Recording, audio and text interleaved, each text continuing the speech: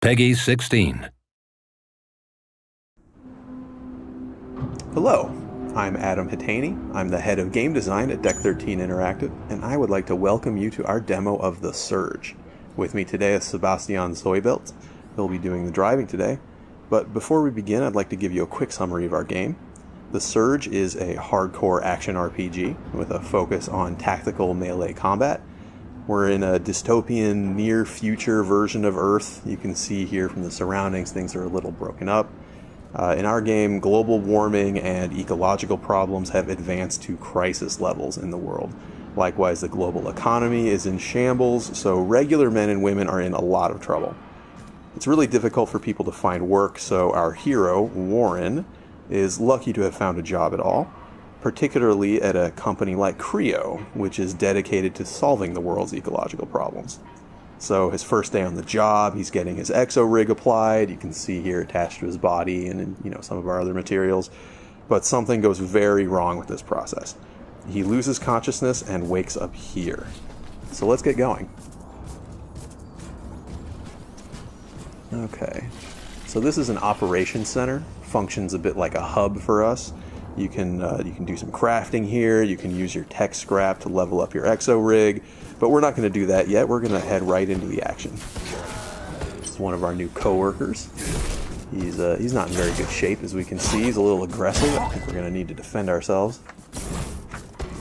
Now, melee combat in the Surge is stamina based. That means that while you're in combat, you're going to need to manage your stamina resource, or you might find yourself unable to complete a combo that you want to finish, or unable to dodge away from a counterattack. It's just something you need to pay attention to while you fight.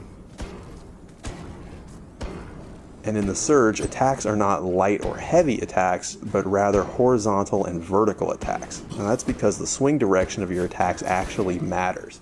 In the Surge, you can see here, you can target specific body parts. So directing attacks towards unarmored or vulnerable areas deals increased damage. It's more likely to stagger your opponent. So it really pays to observe your enemies, pick out their weak points when you're going in for the kill there. Another thing that we really like to emphasize is that it's really good and beneficial for you to scan your environment, to look around for enemies and loot. Exploration is really important to us. So looking around, we see this guy in the dark banging his head. Now, he's different from the other enemies we fought so far in that he has a helmet, which is something that maybe we want to take home with us, make it ours. So that brings me to the other aspect of body part targeting, which is that if you target a body part and deal enough damage, you will then be able to use combat energy, like this, to execute a finishing sequence. It's mean. So you chop off that body part and you loot it, and then we can take that back to the operations center where we can use our new blueprint to craft that helmet for our very own selves.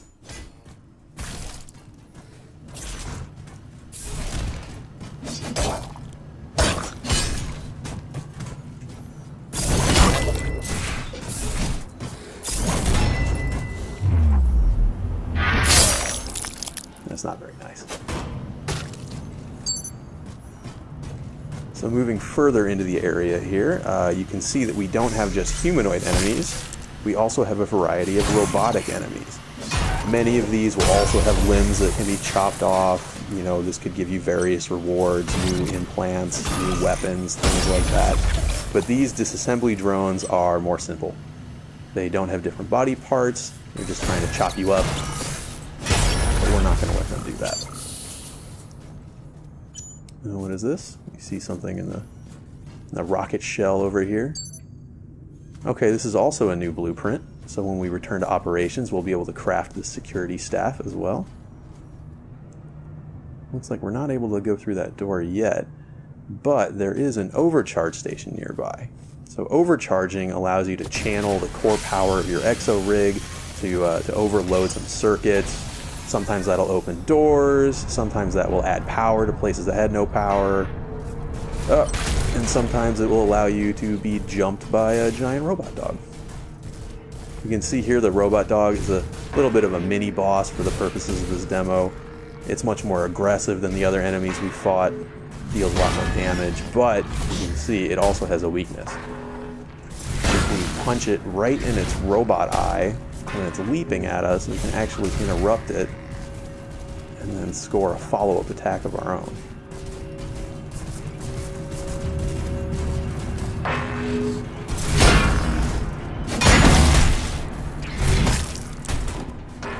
Be careful.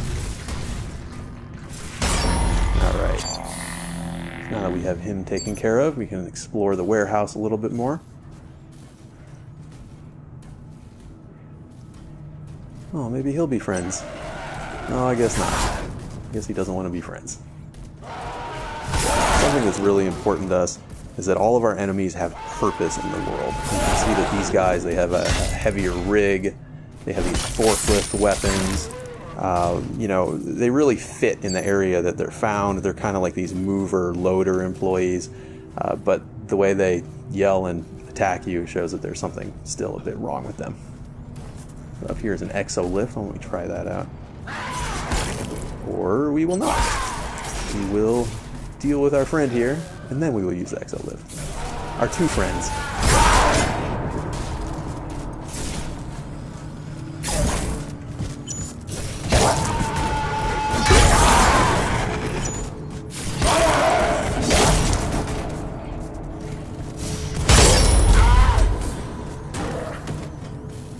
Alright, well done. 2 for 1. Okay, so an exolift, it's the way that Warren can reach different vertical areas, can go higher or lower. It functions very much like a ladder, but we think it's cooler. Now here's another overcharge station. The difference is that this one is higher level. Now, like I mentioned before, exploration is a major element of the game for us, and you'll have a lot of reasons to explore the world of the Surge. We see our levels as being pretty Metroidvanian in nature. They're really interconnected, and you'll find a lot of areas that you're not able to access until later in the game, until you have more power or different capabilities. So when you find something that you're not able to open yet, it's really a good reason to backtrack later to fully explore. A lot of times you'll find other encounters or rare loot. But now that we've turned on the power to the warehouse here, we're able to go through this door that we just opened, which seems to open up a shortcut back to the operations. So that's a pretty good opportunity for us to craft some new gear with all these blueprints that we've gathered.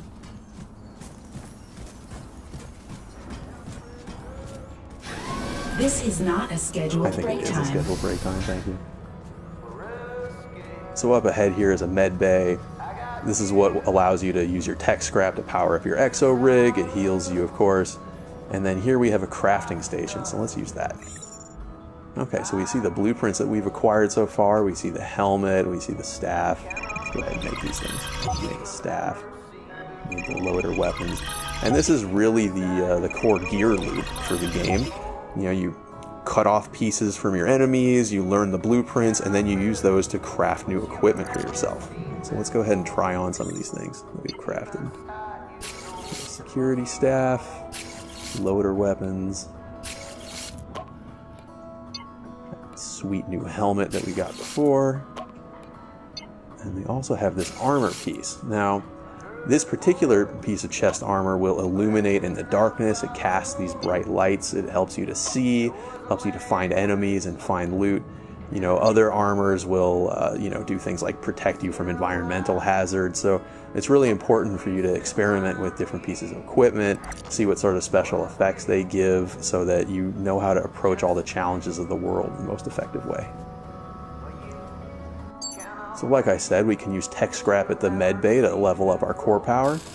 Looks like right now, yeah, we don't have enough to get a full level up yet, but that's okay, because now we've banked that tech scrap so we don't lose it when we die. And then we also have the implants, which I mentioned before.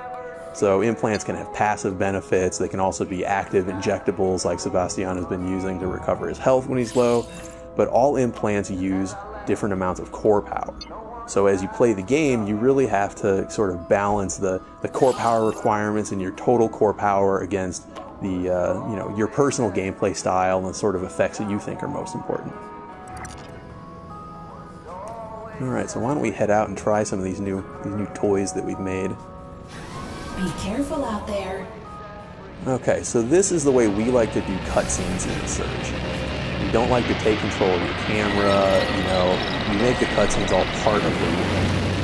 What that means is that whether you watch them or not, they're always just going to occur around you, and whether you pay attention or not, it's really up to you. Sometimes we'll offer a context camera so you can have a more cinematic view, but it's never required. It's always your choice.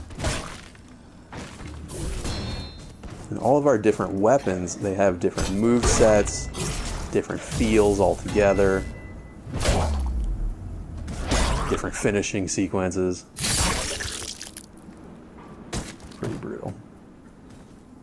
So as you get new weapons in the Surge, you'll really want to test them out, see which one feels the best to you, which one is most effective in your own hands. It's really your choice.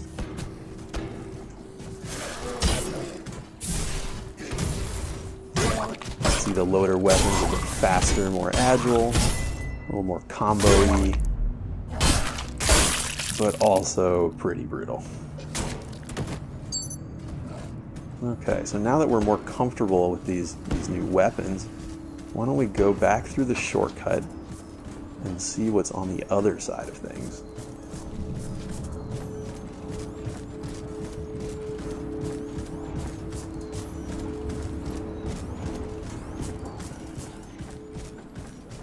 Super dangerous. Reboot in progress. Okay, yeah, so I was talking before about the context camera.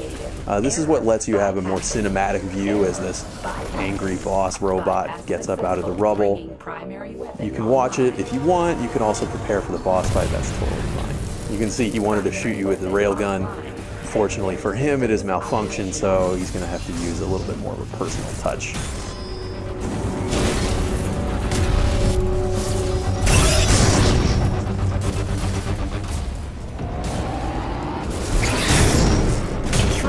Sebastian is assuming that we're not actually dealing damage to the boss's real health, but we are increasing the threat analysis meter. So I guess we should figure out what happens when the threat analysis is full.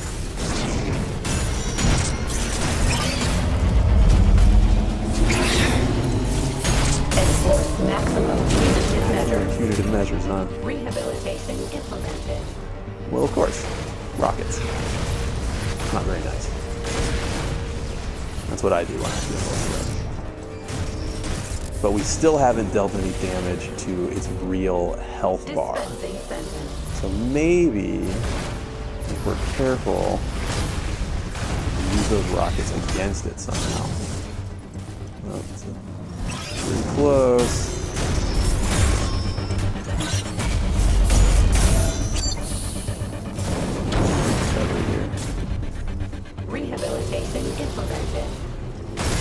Okay, there we go. So now we force it to be hit by its own rockets. We're able to target its armor piece, knock it off, and then give it a good solid punch right in its robot brain, which has dealt some real damage. So let's see if we can repeat this process. Now, one thing to note is that you know, this is one way to defeat the boss, but it's certainly not the only way to defeat the boss. And this easier method does not allow you to receive the most powerful loot. So if you want the best things off the bosses, then you have to fight them fair. Show honor. Not really. This is not really a game about honor. Threat analysis is almost full again. Let's see what happens. Enforce maximum punitive measures. Dispensing sentence. Okay, yeah. Down. Let's see if we can get at its other armor piece. Okay. Very nice. Boss defeated. Well done. So that's the Surge. Scheduled for release in 2017 on next-gen consoles and PC. Once again, I'm Adam Hatani for Deck 13 Interactive. Thanks for watching. Peggy 16. Changing the world is easy. Governments, corporations, they've always done it. Until this is all that's left. Slowly roasting under the solar rays, forged from imperfection, steeled by technology. We're the cogs in their machine, and yet we struggle on.